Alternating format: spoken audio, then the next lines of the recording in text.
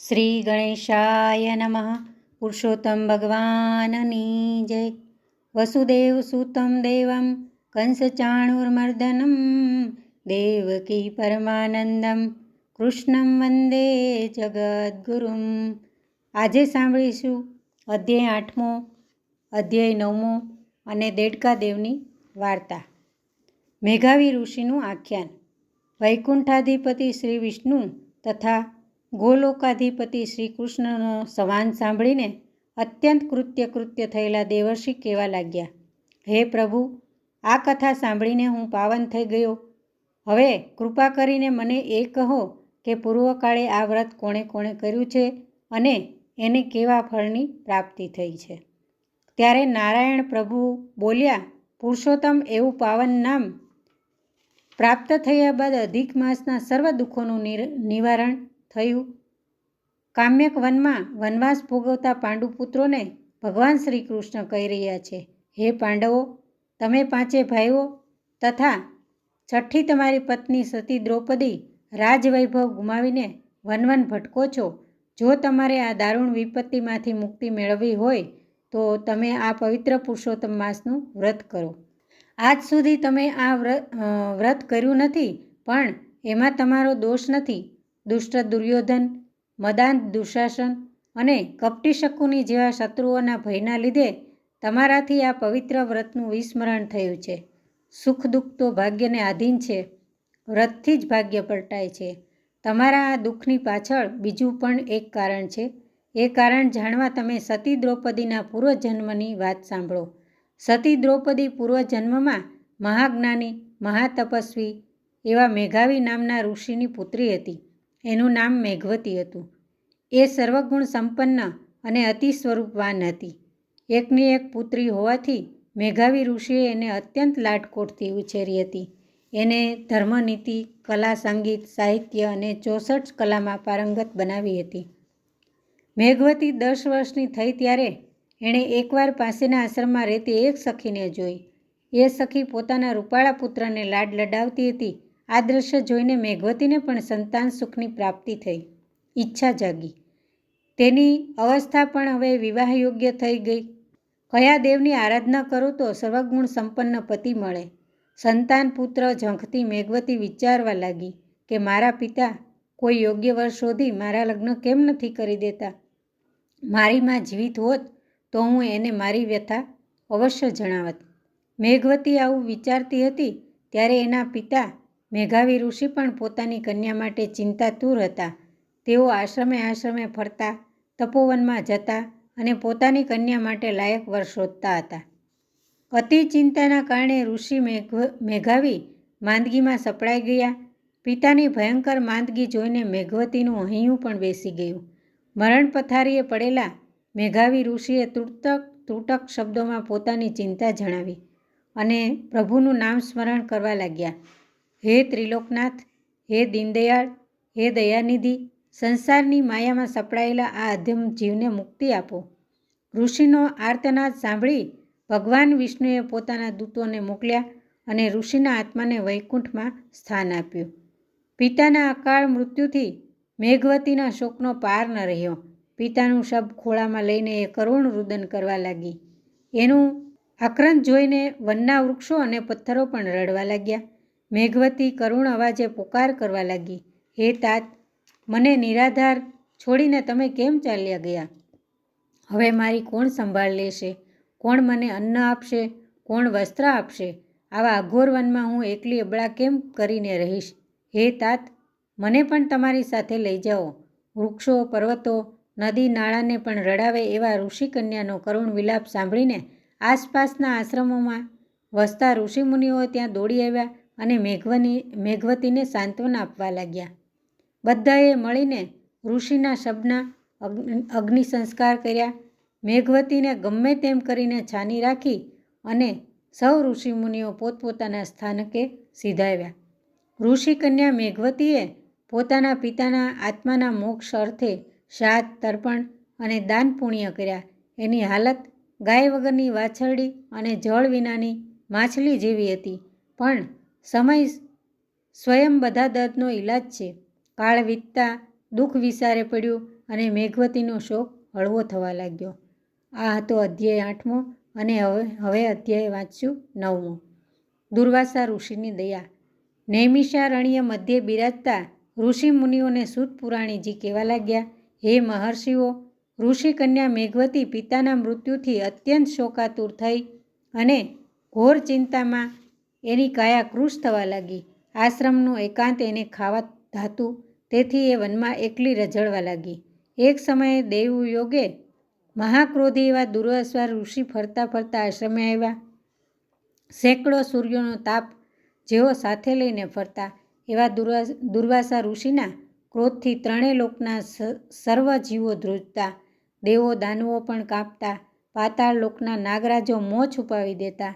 ઋષિ દુર્વાસા એવા ક્રોધી હતા કે ભગવાન શ્રી કૃષ્ણ અને રૂક્ષ્મણીને એકવાર તેમણે રથના ધૂંસરે બળદની જેમ જોડેલા. ઉઘાડા પગે રથ ખેંચતા ખેંચતા રૂક્ષ્મણીને તરસ લાગી, પ્રાણ કંઠે આવી ગયા. રૂક્ષ્મણીની આવી હાલત જોઈ ભગવાન શ્રી કૃષ્ણે પોતાના જમણા પગના અંગૂઠાથી ધરતીને દબાવીને જળધારા પ્રગટ કરી અને રૂક્ષ્મણીની તૃષા છીપાવી. આ જોઈને દુર્વાસા ઋષિ અત્યંત ક્રોધાયમાન થયા અને ભગવાનને પણ શ્રાપ આપ્યો, હે કૃષ્ણ, તમે આજે મારી સેવામાં છો, છતાં તમારી પત્ની પર પ્રેમ વ્યક્ત કરવા તમે પૃથ્વીમાંથી ગંગા પ્રગટ કરીને મારું અપમાન કર્યું છે. તેથી હું તમને શ્રાપ આપું છું. તમારો બંનેનો વિયોગ થજો, તમે વિયોગમાં ઝૂરી ઝૂરી મરશો. આવા મહાક્રોધી દુર્વાસા ભાગ્યે જ પ્રસન્ન થતા અને જ્યારે પ્રસન્ન થતા ત્યારે ન્યાલ કરી દેતા. એવું વરદાન આપતા કે 84 લાખ જન્મોનું દુઃખ દૂર થઈ જાય. પિતાના મૃત્યુથી શોકાતુર થયેલી મેઘવતીએ દુર્વાસાને પોતાના આશ્રમે પધારેલા જોઈ શોક ભૂલી એમને આસન આપ્યું. ઘણા જ ભાવથી સેવા પૂજા કરી અને ઋષિના ચરણ પકડીને ઘણા જ ભક્તિભાવે કહેવા લાગી, હે દેવ, આપના પાવન પગલાંથી મારા સ્વર્ગસ્થ પિતાનો આ આશ્રમ પવિત્ર બન્યો, મારું જીવન ધન્ય બન્યું. સદાશિવના અંશરૂપી એ મહર્ષિ અતિ પ્રસન્ન થઈને બોલ્યા, હે કન્યા, તે તારા ધર્મનિષ્ઠ તાતના કુળને દીપાવ્યું છે. તારો ધર્મપ્રેમ જોવા માટે જ હું અહીં આવ્યો છું અને અહીંથી બદ્રિકાશ્રમ તરફ પ્રયાણ કરીશ. તારે કોઈ દુઃખ હોય તો તું મને કહે. મારા તપોબળના પ્રભાવે હું તને દુઃખ મુક્ત થવાનો ઉપાય દેખાડીશ. ઋષિના આવા વચનો સાંભળીને મેઘવતી કહેવા લાગી, હે મહાત્મન, આશ્રમમાં હું એકલી વસું છું, અનાથ અને નિરાધાર છું.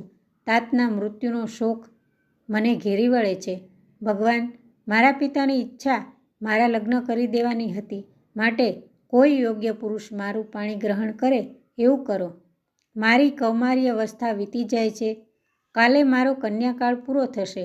આ ઘોર ચિંતાના કારણે મને ભોજન ભાવતા નથી, સહેજ શૂળી જેવી લાગે છે. મારી પ્રાર્થના સાંભળી હે કૃપાનાથ, મારું દુઃખ દૂર કરો. આર્ત સ્વરે આટલું બોલીને ઋષિ કન્યા મેઘવતી દુર્વાસા ઋષિ સામે આશાભરી નજરે મીટ માંડીને જોવા લાગી. તો આ હતો અધ્યાય 9 સમાપ્ત. હવે આજની વાર્તા સાંભળીશું દેડકા દેવની. નાનું એવું ગામમાં એક ડોશી રહે. ડોશીને કોઈ આગળ નહીં, કોઈ પાછળ નહીં, કોઈ સગું નહીં કે કોઈ વાલું નહીં. રેટીઓ કાતે ને પેટ ભરે અને પ્રભુનું ભજન કરે. એવામાં પવિત્ર પુરુષોત્તમ માસ આવ્યો. ડોશીએ વ્રત લીધું. રોજ નદીએ નાહવા જાય, વાર્તા સાંભળે, દેવ દર્શન કરે ને કથા સાંભળે. બપોરે ઘેર આવે, રાંધીને ખાઈને પાછી કથા સાંભળવા જાય. ઘણીવાર ડોશી વિચાર કરે કે અરે રે, ભગવાને મને એક દીકરો દીધો હોત તો ઘરમાં દીકરાની વહુ આવત, વહુ ઘરનું કામ કરત ને હું નિરાતે કથા સાંભળત. ડોશીનો આવો વલોપાત સાંભળી પુરુષોત્તમ ભગવાને વિચાર કર્યો કે આ ડોશીએ આખી જિંદગી મારી ભક્તિ કરી, માટે મારે એનો ભવ સુધારવો જોઈએ. એક દિવસની વાત છે. ડોશી દાંતણ કાપવા વગડી ગઈ. દાંતણ કાપતા કાંટો વાગ્યો ને હાથ પર થયો ફોડલો. ડોશી મૂંઝાણી. એક હાથે કામ થાય નહીં, વળી નાવાનું નીમ એટલે નદીએ જવું પડે. ફોડલામાં પાણી ભરાઈને પીડા વધતી જાય. ડોશી તો ભગવાનનું નામ લે અને પીડા સહન કરે. એક દિવસ ફોડલો ફૂટ્યો, પરુના બદલે નીકળ્યો દેડકો. ડોશી તો આભી બની ગઈ. ત્યાં તો દેડકો ઘરમાં કૂદાકૂદ કરવા લાગ્યો. ડોશી તો હરખાવા લાગી. ઘરમાં કોઈ માણસ ન હોવાથી ડોશી ઘણી મૂંઝાતી, પણ દેડકો આવ્યા પછી ડોશીનું એકલાપણું મટ્યું. ડોશી તો દેડકા સાથે સુખ દુઃખની વાતો કરે, એને રમાડે જમાડે. દેડકો ડ્રાઉં ડ્રાઉં કરી માથું હલાવે. ડોશીના હાથના ફોડલામાંથી દેડકો નીકળ્યો. દેડકો તો ડોશી સાથે એવો હળીભળી ગયો કે વાત ન પૂછો. ડોશી જ્યાં જાય ત્યાં દેડકાને ભેળો લઈ જાય, સગા દીકરાની જેમ રાખે. દેડકાને પથારી કરી દે, પારણીએ નાખે, હાલરડા ગાય, ક્યારેક વઢે પણ ખરા. જે મળે એને દેડકાની વાત કરે. દીકરો મારો દેડકો નદીએ નાવા જાય, દેવ દર્શન નિત કરે, જે આપું તે ખાય. ગામમાં ડોશી અને દેડકાની વાતો થવા લાગી. બધા એને દેડકાવાળી ડોશી કહેવા લાગ્યા. ઘણા દાંત કાઢે, ઘણા મશ્કરી કરે, પણ ડોશી કોઈનું ન સાંભળતી. એ ભલી ને દેડકો ભલો. આમ કરતાં પુરુષોત્તમ માસ પૂર્ણ થયો. પણ દેડકો રોજ પરોઢિયે નદીએ જાય, નાવા જાય. એ તો પ્રભુ સ્વયં હતા. દેડકાનું ખોળિયું ઉતારીને અસલ સ્વરૂપ ધારણ કરીને સ્નાન કરે. સ્નાન કરીને પાછું દેડકાનું ખોળિયું ધારણ કરી લે. નદીના સામે કાંઠે રાજાનો મહેલ હતો. એક દિવસની વાત છે. રાજાની કુંવરી વહેલી જાગી ગઈ. ઝરૂખે આવીને જોયું તો એક દિવ્ય પુરુષને નદીમાં સ્નાન કરતો દીઠો. કુંવરી તો ભાન ભૂલી ગઈ.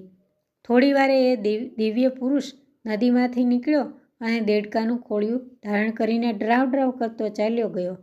કુંવરીએ સંકલ્પ કર્યો કે પરણું તો આ દિવ્ય પુરુષને જ, બીજા મારે ભાઈ બાપ. પછી તો કુંવરી રોજ પરોઢિયે આવીને ઝરૂખે બેસે અને દિવ્ય પુરુષના દર્શન કરે. એક દિવસ કુંવરીનું માગું આવ્યું, પણ કુંવરીએ તો સ્પષ્ટ કહી દીધું કે પરણીશ તો ડોશીના દેડકા સાથે જ, જગતમાં બીજા કોઈ પુરુષ સાથે મારે મન ભાઈ અને બાપ છે. રાજા રાણી મૂંઝાયા. દીકરીને દેડકા સાથે પરણાવે તો આબરૂ જાય, જગતમાં હાંસી થાય.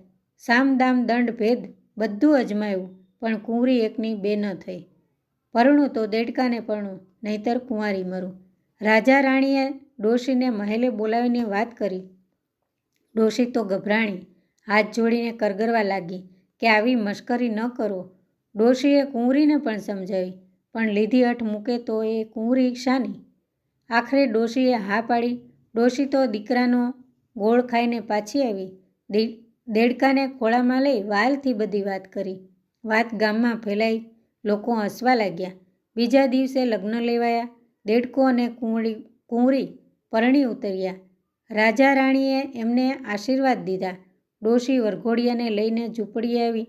રાત પડતા ડોશી સૂઈ ગઈ, પણ કુંવરી દેડકાને કહેવા લાગી, હે દેવ, હું તમારા અસલ સ્વરૂપને જાણું છું. જરૂર તમે કોઈ દેવ છો.